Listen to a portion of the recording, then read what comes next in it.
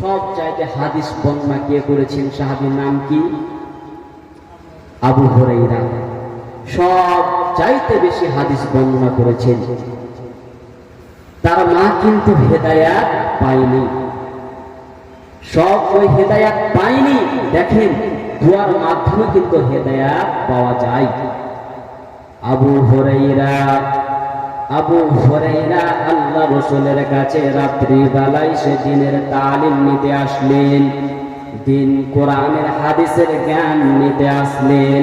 নিতে আসার পর যখন গভীর রাত হয়ে যায়, তখন আবু হুরায়রা আল্লাহ রাসূলের কাছে কোরআনের তালিম নিলেন, জ্ঞান নিলেন। জ্ঞান নেওয়ার পর তখন চলে গেলেন কোথায়?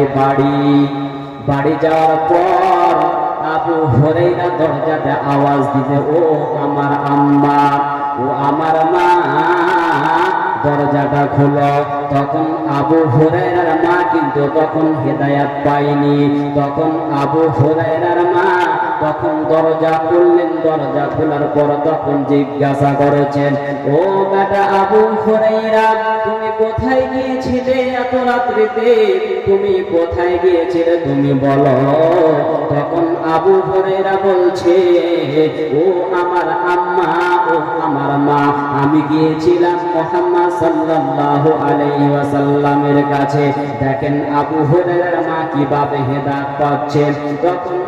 তখন আবু হুরায়রা বলছেন, আমি মুহাম্মদ সাল্লাল্লাহু আলাইহি ওয়াসাল্লামের কাছে গিয়েছিলাম, আমি আল্লাহ রাসূল সাল্লাল্লাহু আলাইহি ওয়াসাল্লামের কাছে গিয়েছিলাম।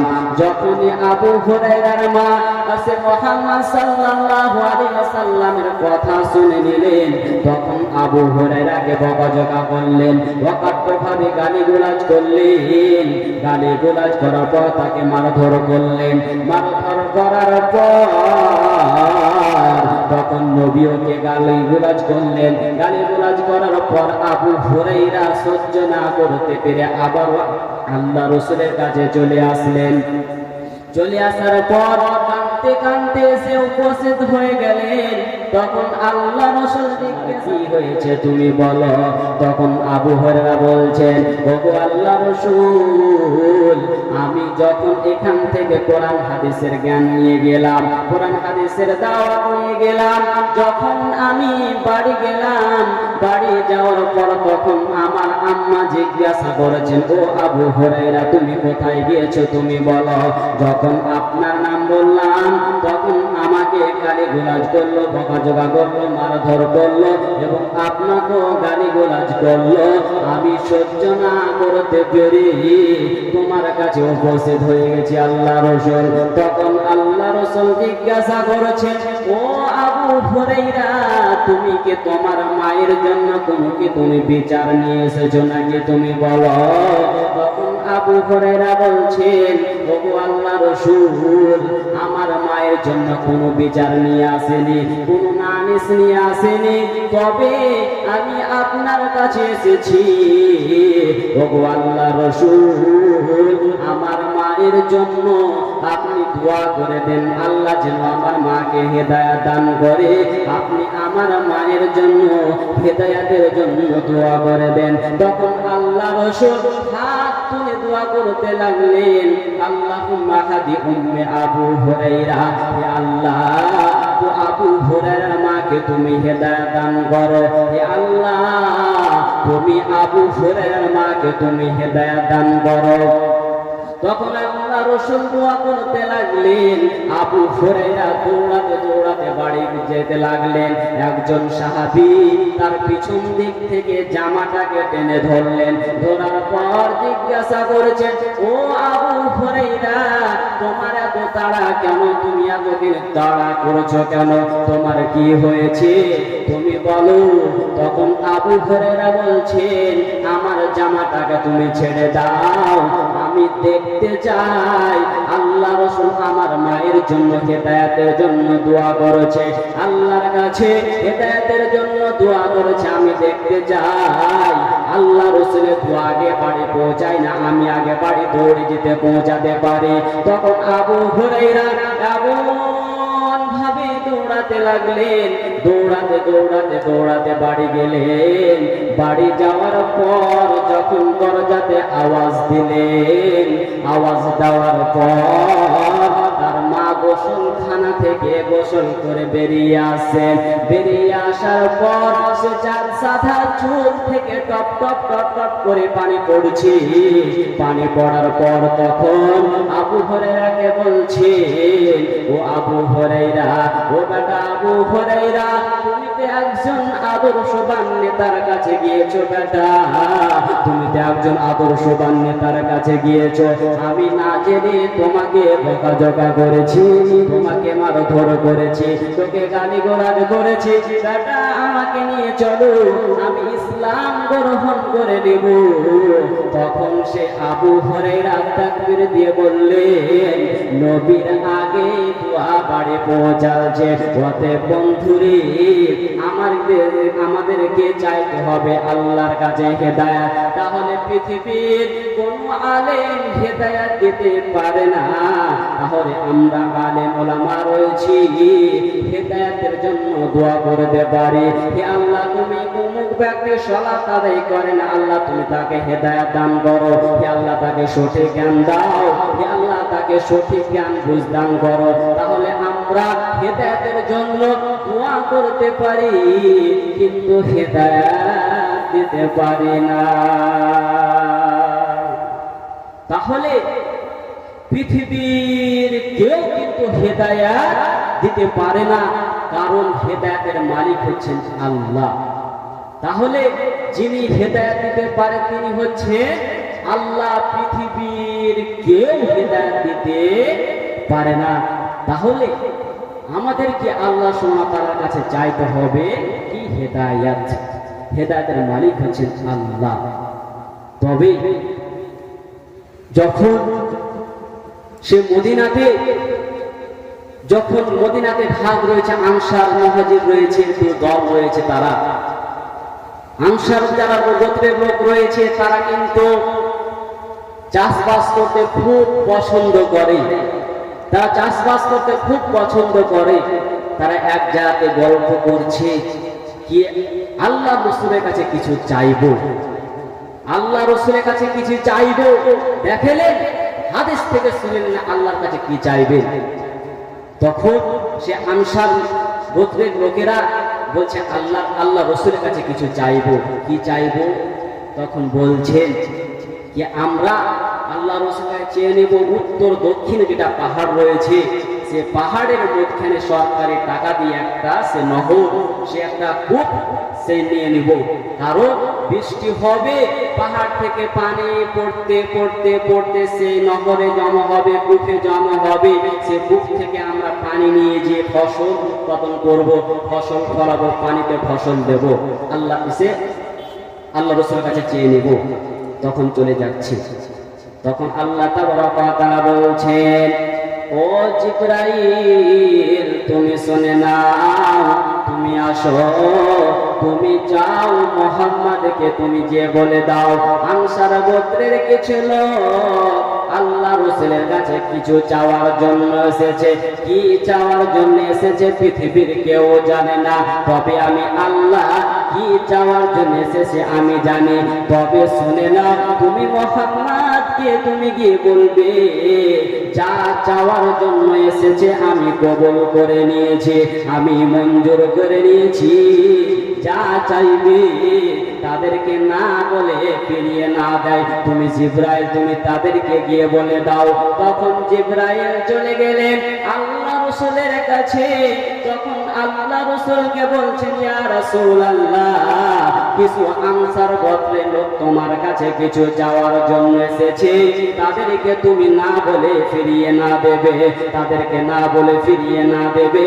তবে কি চাওয়ার জন্য এসেছে পৃথিবীর কেউ জানে না, তবে আল্লাহ জানে। তাহলে কি চাওয়ার জন্য এসেছে আল্লাহ আগে কবুল করেছে, মঞ্জুর করেছে, তাদেরকে না বলে ফিরিয়ে না দেবে। তখন জিবরাইল আমিন চলে আসলেন। চলে আসার পর সে মসজিদে নববীতে আনসার গোত্রের লোক এসে উপস্থিত হয়ে গেছেন। তখন আল্লাহ রাসূল জিজ্ঞাসা করেছে, তোমরা কি চাওয়ার জন্য এসেছো তুমি বলো, তোমরা কি চাইতে এসেছো তুমি বলো। তখন বলছেন, ওগো আল্লাহ রাসূল সত্য কথা কি? তখন আল্লাহ রাসূল বলছেন, তোমরা যা চাওয়ার জন্য এসেছো আগেই আল্লাহ কবুল করে নিয়েছে। তোমরা কি চাইতে এসেছো তুমি বলো। তখন সেই আনসার গোত্রের লোকেরা বলছে, ওগো আল্লাহ রাসূল সত্য কথা কি? আমরা এটা চাওয়ার জন্য এসেছি যে একটা পাহাড়ে, সে পশ্চিম দক্ষিণ যেটা পাহাড় রয়েছে, সে পাহাড়ের মধ্যখানে একটা গর্ত করে, সে নহর করে, সে কূপ করে, সে সরকারি টাকার জন্য সে সরকারি টাকা দিয়ে সে কূপটা তৈরি করবে, সে পানি জমা হবে, সে জমি দিয়ে আমরা ফসল উৎপাদন করব।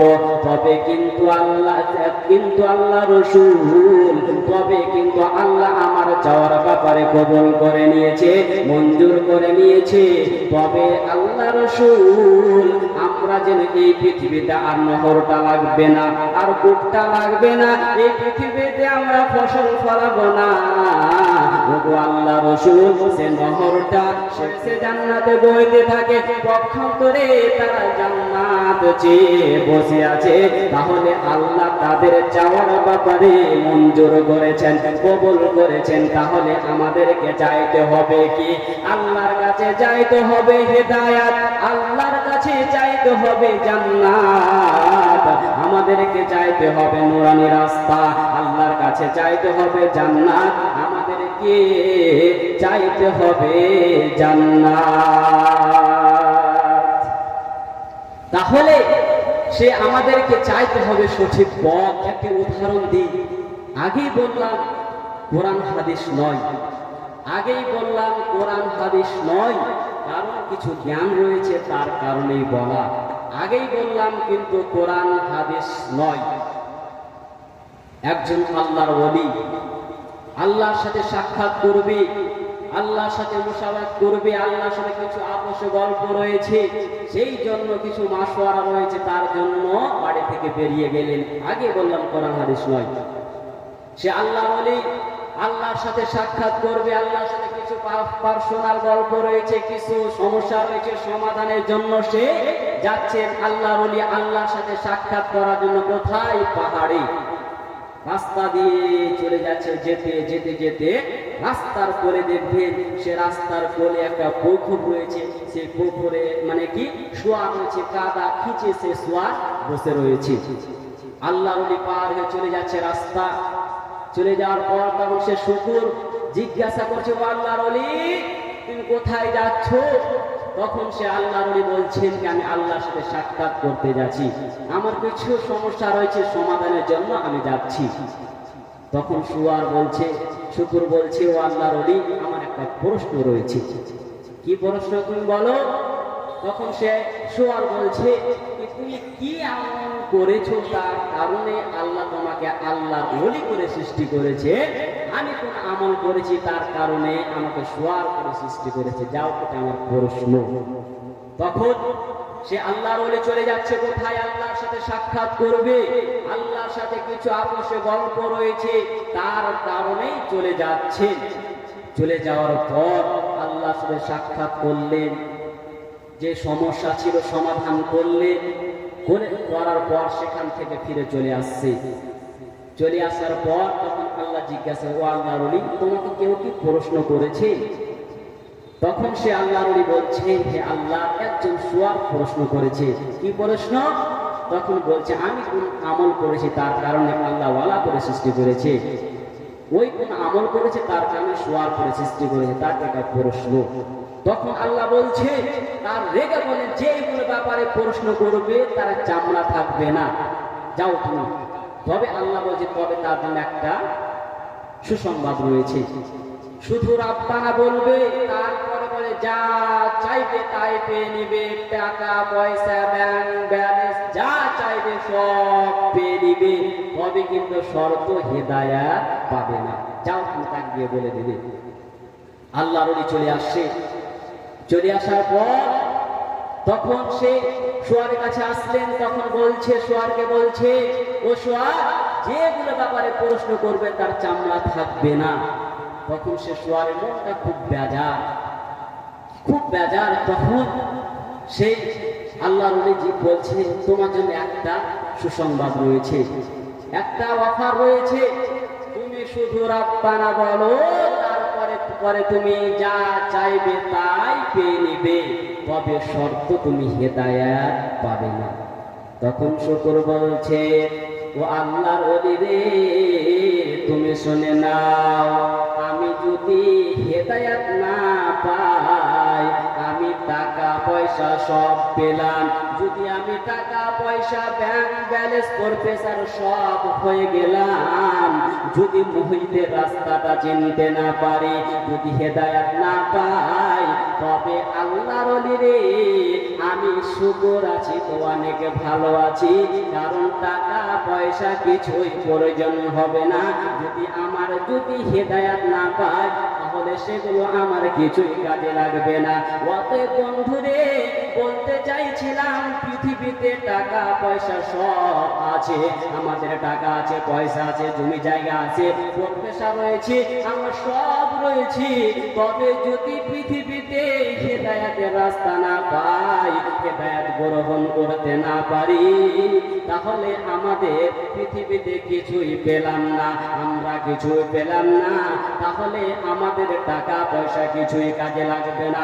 আমাদেরকে চাইতে হবে নুরানি রাস্তা, আল্লাহর কাছে চাইতে হবে ইহদিনাস সিরাতাল মুস্তাকিম, আমাদেরকে চাইতে হবে সঠিক রাস্তা। তাহলে আল্লাহর কাছে চাইবেন কি?